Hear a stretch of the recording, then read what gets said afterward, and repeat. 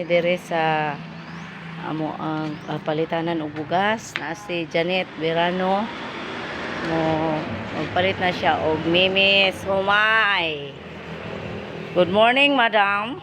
Naay tagpila may kilo nimo anag bugas? 4 kilo, dito kasi nako. Kani man siya kay nakadawat man siya og kuan.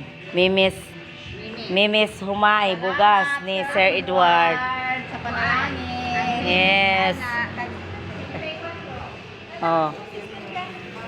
Kaning ni Klase? wala.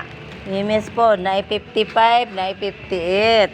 Kani mimis po ni 55, 14. Ara oh. Walay ininet o karinet. Ang mimis ani na, mimis. Kaya may mimis.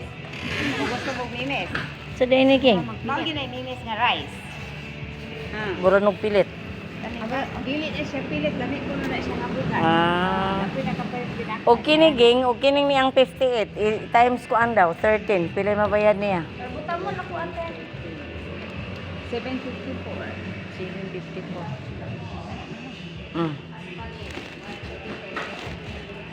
754. Okay, karet.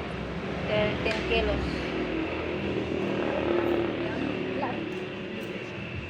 Hi. Hi. Thank you. 13 kilos. Ara, sir. Salamat Si kayo, Janet. sir. Janet Bira. Oh. Naswertian sa panalangin ni Sir Edward. Sortian gid siya. Kapalit siya mimis. Magparapol man ko na siya og mimis. Tag 13 ka kilo. Ang pastora nagutan din siya dito. Lahi man na mo agod. Next week pa man me. Naipon man ako ngalan atong sa tag 13.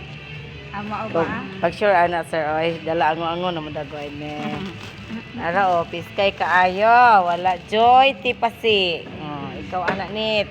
Ara sir, salamat. Salamat kayo, sir. Sa Mm. bugas na 13 kilos. Mm. Isa may itong buhaton na makaapil ka aning kuan. Oh, mukan ka. Unsay